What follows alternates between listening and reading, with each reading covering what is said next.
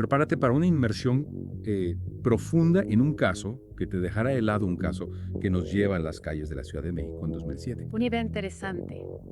Vamos a explorar la historia de José Luis Calva Cepeda, mejor conocido como el poeta caníbal. Al poeta caníbal. A través de la página de Wikipedia en español, vamos a intentar descifrar quién era este hombre, qué lo impulsó a cometer actos tan terribles y cómo su vida terminó de una forma tan repentina y controvertida. Es un caso que realmente te atrapa, ¿verdad?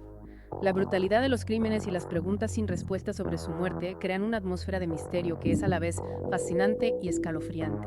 Totalmente, y lo que hace que este caso sea aún más intrigante es la conexión con la literatura. Imagínate, la policía irrumpe en un apartamento aparentemente común y corriente, y lo que encuentran no solo es una escena del crimen, sino también un manuscrito inédito que parece sacado de la mente del mismísimo Hannibal Lecter. Espera, me estás diciendo que este poeta caníbal también era un escritor. Exactamente. En su apartamento se encontró una novela titulada Instintos caníbales o 12 días. La portada, imagínate, tenía una imagen de Anthony Hopkins como Hannibal Lecter. Es como si la realidad y la ficción se hubieran mezclado de la forma más perturbadora. Eso sí que es escalofriante. ¿Y qué sabemos de la infancia de este hombre? ¿Hubo algún indicio en su pasado que pudiera explicar la oscuridad que albergaba en su interior? Su infancia fue, por decirlo suavemente, traumática. Calva Cepeda nació en la Ciudad de México en 1969 a la temprana edad de 2 años. Su padre falleció dejándolo al cuidado de su madre y sus 5 hermanos. Perder a un padre a tan corta edad puede ser devastador. ¿Cómo afectó esto a Calva Cepeda? Las fuentes indican que su madre era abusiva y violenta. Se dice que lo obligaba a llamar papá a las parejas que llevaba a casa. Imagina el impacto psicológico de crecer en un ambiente tan hostil. Un hogar sin amor, sin seguridad, sin una figura paterna estable, es fácil entender cómo este tipo de ambiente podría distorsionar la percepción de la realidad de un niño y afectar su desarrollo emocional. ¿Cómo reaccionó Calva Cepeda a esta situación? A los 6 años huyó de casa, se refugió en las calles, donde el alcohol y las drogas se convirtieron en sus compañeros. Imagínate un niño solo enfrentando la crudeza de la vida en las calles a tan temprana edad. ¿Es desgarrador la calle? ¿Puede ser un lugar cruel especialmente para un niño vulnerable? Es como si Calva Cepeda hubiera sido privado de su infancia, forzado a madurar antes de tiempo y expuesto a todo tipo de peligros. Y todas estas experiencias sin duda dejaron una huella imborrable en su psique. ¿Es que su infancia fue un factor determinante en sus crímenes posteriores? Es difícil decirlo con certeza, la mente humana es un laberinto complejo, pero es innegable que la violencia y el trauma que experimentó en su niñez pudieron haber sembrado las semillas de la oscuridad que lo consumió más tarde. Es como si su pasado lo hubiera condenado a un destino trágico. Y hablando de tragedia, la forma en que la policía lo capturó en 2007 es digna de una película de terror. Todo comenzó cuando los familiares de su novia, Alejandra Galeana Garavito, reportaron su desaparición.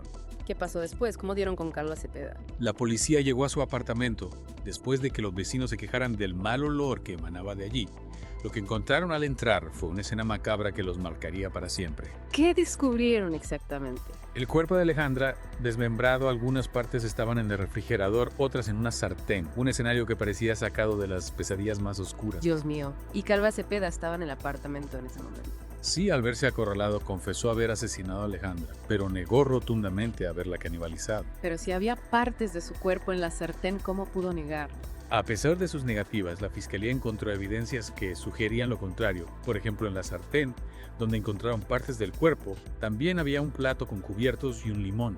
Un detalle que hiela la sangre es como si hubiera intentado disfrazar la escena del crimen como una comida grotesca u otras víctimas. Las investigaciones revelaron que Calva Cepeda podría estar relacionado con la muerte de otras 2 mujeres, una exnovia a la que sometía a abusos y obligaba a ver pornografía perturbadora, y una trabajadora sexual cuyo cuerpo presentaba un patrón de desmembramiento similar al de Alejandra. Es decir, podría haber más víctimas que aún no han sido descubiertas. Exactamente. Y para añadir otra capa de misterio a este caso, un hombre que decía ser el examante de Calva Cepeda confesó haberlo ayudado a desmembrar a una de sus novias. Un cómplice. Esto cambia por completo nuestra percepción del caso. Ya no estamos hablando de un lobo solitario, sino de una posible red de horror. Es una posibilidad aterradora si este hombre tenía un cómplice. ¿Quién nos asegura que no haya más personas involucradas? ¿Cuántas otras víctimas podrían estar esperando a ser descubiertas? Exactamente, aquí es donde la historia da un giro aún más perturbador. Recordemos que Calva Cepeda no solo era un presunto asesino, sino también un escritor. Es cierto, mencionaste su novela Instintos Caníbales o 12 días. ¿Qué sabemos sobre su contenido? La novela, que nunca fue publicada, explora temas oscuros y retorcidos, coprofagia, sadomasoquismo, sexo y, por supuesto, canibalismo. Un cóctel de perversiones que nos hace preguntarnos hasta qué punto la mente de Calva Cepeda era un reflejo de su propia obra. ¿Eran sus escritos una simple fantasía oscura o una ventana a sus deseos más profundos? Es una pregunta que nos deja perplejos. La policía confiscó la novela como evidencia y desde entonces se ha convertido en una especie de leyenda urbana en el mundo literario. Algunos especulan que el libro podría contener detalles de sus crímenes, confesiones ocultas, entre líneas de ficción macabra. Sería escalofriante pensar que la clave para resolver este caso podría estar escondida en las páginas de ese libro perdido. Imagínate lo que sentiría un investigador al leer esos poemas, sabiendo que el autor es un presunto asesino en serie. ¿Podría distinguir la realidad de la ficción? ¿O sería absorbido por la espiral de horror que Calva Cepeda había creado con sus palabras? Sería una experiencia perturbadora sin duda. Y aún más inquietante es el hecho de que la novela fue escrita en forma de poemas, lo que le da un toque aún más macabro y personal. Es como si Calva Cepeda estuviera exponiendo su alma en cada verso, compartiendo sus deseos más oscuros y retorcidos con el mundo. Era una forma de liberar sus demonios internos, o un intento de justificar sus actos a través del arte. Es difícil saberlo con certeza, pero lo que sí podemos afirmar es que la obra de Calva Cepeda es una pieza crucial en este rompecabezas criminal. Y hablando de piezas de rompecabezas, la muerte de Calva Cepeda es quizá la más enigmática de todas. Mientras esperaba su juicio en el reclusorio Oriente, fue encontrado sin vida en su celda. Suicidio. Esa fue la versión oficial. Se dijo que se había ahorcado con su propio cinturón. Sin embargo, su muerte estuvo rodeada de misterio y especulaciones. ¿Por qué? ¿Qué indicios apuntaban a que su muerte podría no haber sido un suicidio? Para empezar, su familia denunció que su cuerpo presentaba signos de tortura y violación. Tortura y violación. Esas son acusaciones muy graves. ¿Qué respondieron las autoridades? Desestimaron las acusaciones de la familia, asegurando que Calva Cepeda sufría de trastorno bipolar y que su suicidio fue un acto impulsivo motivado por el remordimiento y la culpa. Pero si estaba a punto de publicar su libro, si tenía un futuro por delante, ¿por qué quitarse la vida justo en ese momento? Esa es la pregunta que muchos se hacen. Su abogado declaró que Calva Cepeda no mostraba tendencias suicidas y que estaba entusiasmado con la posibilidad de que su obra viera la luz. Es extraño, ¿no? Un hombre acusado de crímenes horribles que de repente encuentra una salida a través de la escritura y justo cuando está a punto de compartir su obra con el mundo decide acabar con su vida. Es como si la historia se negara a tener un final lógico, dejándonos atrapados en un laberinto de dudas y contradicciones. Y para añadir más leña al fuego, la autopsia reveló que Calva Cepeda tenía cocaína en su sistema al momento de morir. Cocaína en su celda. ¿Cómo es posible? Esa es la pregunta que las autoridades nunca se molestaron en responder. La presencia de la droga abre un abanico de posibilidades. Fue introducida a su celda por alguien, fue obligado a consumirla. O la tomó voluntariamente como una forma de escapar de la realidad que lo atormentaba. Interrogantes que lamentablemente quedan sin respuesta. La muerte de Calva Cepeda, en lugar de cerrar el caso, lo convirtió en un enigma aún más profundo. Un enigma que nos obliga a cuestionar la versión oficial, a sospechar que hay algo más detrás de la cortina de humo que las autoridades han creado alrededor de este caso. Da escalofríos, ¿verdad? Es como si tuviéramos rompecabezas y las piezas no encajan, la lógica se pierde en un laberinto de sombra y secreto. Sí, y lo que más frustra es que a pesar de todas las evidencias, de todos los indicios, el caso se cerró como un simple suicidio.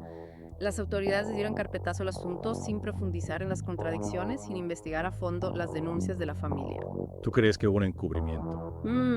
No me atrevería a afirmarlo categóricamente, pero es innegable que hay demasiadas preguntas sin respuesta, demasiadas irregularidades que hacen dudar de la versión oficial. La presencia de cocaína en su celda, las marcas de tortura en su cuerpo, la falta de un motivo claro para el suicidio. Todo apunta a que la muerte de Calva Cepeda no fue tan simple como las autoridades quieren hacernos creer. Exactamente, y lo más triste es que al cerrar el caso de esta manera se le niega a las víctimas y a sus familias la posibilidad de obtener una verdadera justicia. Se les arrebata la oportunidad de conocer la verdad, de encontrar un cierre a su dolor. Es como si el sistema les hubiera fallado, dejándolos abandonados en un limbo de incertidumbre y desconsuelo. Es una situación lamentable, sin duda, y lo peor es que al no investigar a fondo la muerte de Calva Cepeda, se corre el riesgo de que otros casos similares queden impunes. Se crea un precedente peligroso, un mensaje de que la verdad puede ser silenciada, que la justicia puede ser manipulada. Y esto nos lleva a una reflexión aún más profunda, el caso del poeta caníbal.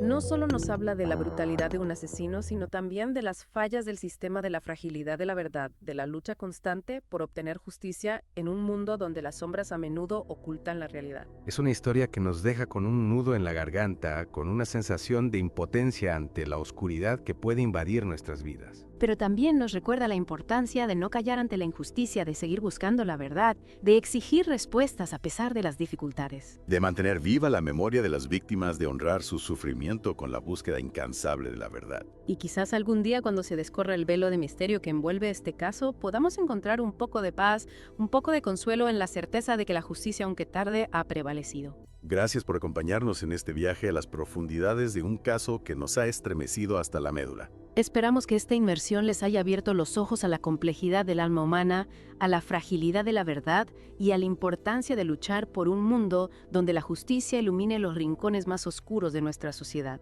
Hasta la próxima.